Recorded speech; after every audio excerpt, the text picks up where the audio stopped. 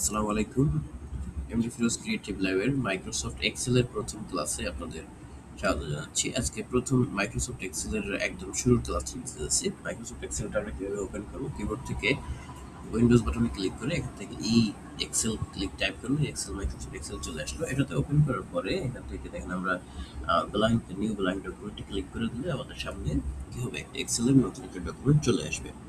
Microsoft এক্সেলের ইন্টারফেসগুলো Microsoft ওয়ার্ডের ইন্টারফেসগুলোর মধ্যে অনেকটাই মিল আছে। আমরা আরেকটু আলোচনা করি। এখানে আজকে ওয়ার্ডের মাইক্রোসফট এক্সেলের ইন্টারফেসগুলোই আলোচনা করব। প্রথমে দেখেন একদম উপরে book one dot excel hyphen excel লেখা আছে, এটিকে বলা হয় টাইটেল বার। মাইক্রোসফট ওয়ার্ডেও এরকমই ছিল এবং এর ডান পাশে উপরে লেখা আছে সেভ, আন্ডু, রিডু, এগুলোকে বলা হয় কুইক অ্যাক্সেস টুলবার। এবং এখানে যে এক্সট্রা কিছু আছে, এক্সট্রা যেটা আছে সেটা হলো এখানে আছে হলো আপনার এটাকে বলা হয় নেম, নাম লেখা, যেটা এখানে নেম বক্স, এবং এর পাশে লেখা আছে যেটা এটাকে বলা হয় ফর্মুলা বার। এই দুইটা এক্সট্রা আছে। আমাদের এই যে প্রত্যেকটা বক্স, যেগুলো বক্স আছে এগুলোকে প্রত্যেকটাকে বলা হয় এক একটা সেল। প্রত্যেকটাকে কি বলা হয়? এক একটা সেল বলা হয়। আপনারা দেখেন প্রত্যেকটা সেল যখন ক্লিক করি তখন এই যে সেল নেম যে বক্সটা আছে এটার প্রত্যেকটা সেলের একটা নাম চলে আসে, D12, B5 এগুলো। এখন দেখেন এখানে আমরা প্রথমে উপরের দিকে দেখতে পাচ্ছি ABCDEF এইভাবে শেষ পর্যন্ত লেখা আছে। আমরা যদি এর উপরে ক্লিক করি, এর উপরে বির উপরে যদি যে কোনো একটা লেটারের উপর যদি মাউসের কার্সরটা নিয়ে আসি, দেখবেন একটা তীর চিহ্ন আকৃতির হচ্ছে। এই তীর চিহ্নের মধ্যে যদি ক্লিক করি তাহলে পুরোটা সিলেক্ট হচ্ছে। এটাকে বলা হয় একটা কলাম। এটাকে কি বলে? একটা কলাম বলা হয়। আবার ডান দিকে দেখেন লেখা আছে 1 2 3 4 এইভাবে। এগুলো প্রত্যেকটা যে কোনো একটা ডিজিটের উপর আমি যদি মাউস কার্সরটা নিয়ে আসি, দেখুন তীর চিহ্ন আকৃতি হবে। এখানে ক্লিক করলে পুরো লেখাটা বাম থেকে ডান পর্যন্ত সিলেক্ট হয়ে যাবে। এগুলোকে বলা হয় একটা রো। আমরা এখানে যদি একটা কলাম এবং একটা রো, এই দুইটা মিল হয় যে বিন্দুটাতে, যে পয়েন্টে রো এবং কলাম মিলিত হবে, এখানে ধরেন এইটাতে মিলিত হয়েছে, এটা হলো একটা সেলের নাম তৈরি হবে এখান থেকে। ঠিক আছে? তাহলে এই সেলটাতে কি কি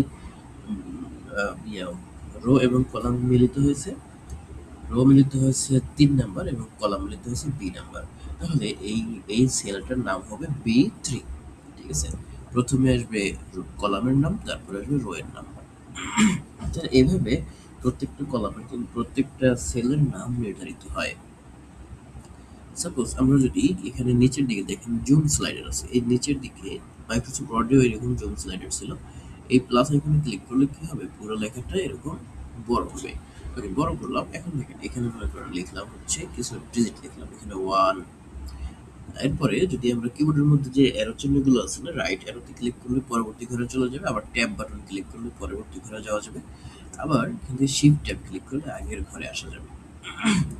এখানে লিখলাম 2, এখানে লিখলাম 3। আমরা যদি কিবোর্ড থেকে প্রথম 1 এ চলে আসি, এখান থেকে মাউস থেকে ড্র্যাগ করে মাউস থেকে এরকম টেনে একদম 3 পর্যন্ত টান দিয়ে দিই, তাহলে দেখেন 3 পর্যন্ত সিলেক্ট হয়ে গেল। এভাবে কিন্তু মাইক্রোসফট এক্সেলে ইনফরমেশনগুলো সিলেক্ট করতে হয়। সিলেক্ট করার পরে দেখেন আমার মাউসের কার্সরটা মোটা এভাবে আছে।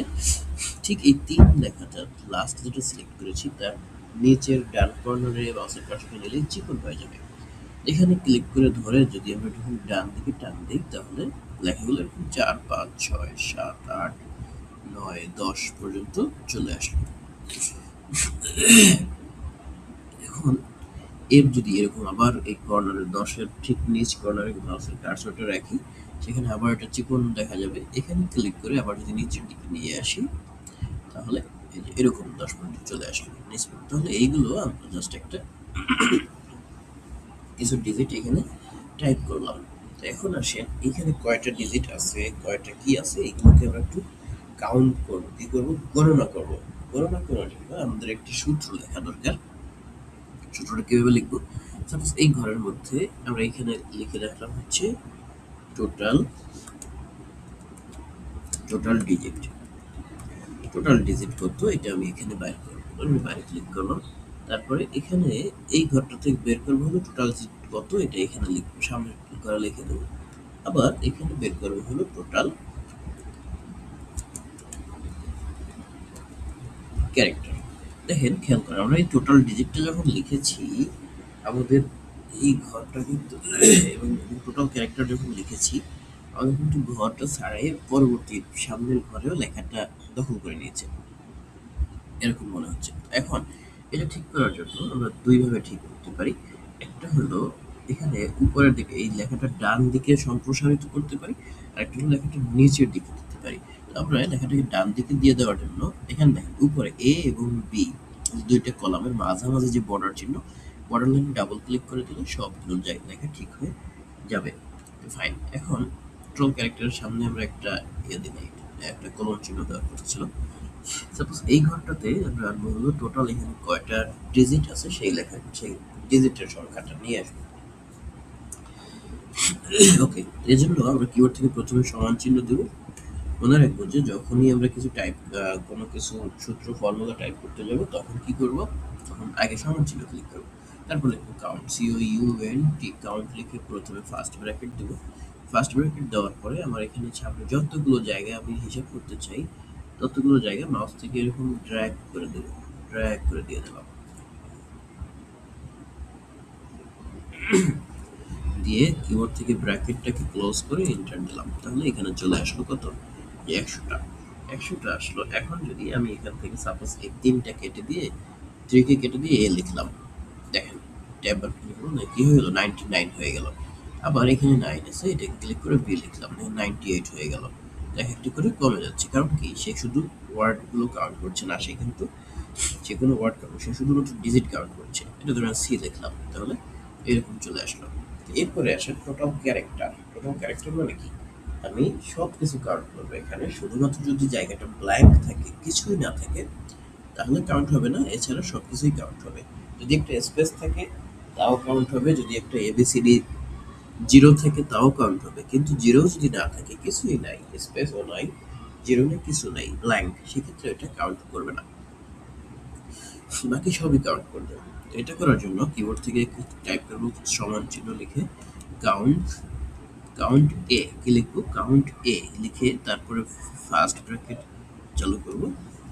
তারপরে আমরা এখান থেকে এই জায়গাটুকু সিলেক্ট করে দেবো, এখানে একই রকম আগে যেভাবে সিলেক্ট করেছি, সিলেক্ট করে দিয়ে ব্র্যাকেট ক্লোজ করে এন্টার দিলাম। দেখেন এখানে কিন্তু ঠিকই 100 আসছে, কারণ কি, কারণ এখানে এই যে এবিসিডি লেখা এগুলোও সে গণনা করেছে এবং তার যে ইয়েগুলো আছে ডিজিটগুলো সেগুলো গণনা করছে। তো যদি এখান থেকে একটা একদম হারাই যায়, এটা ডিলিট করে দিলাম, দেখেন এখন 99 হয়ে গেছে, কারণ কি এখানে কিছুই নাই।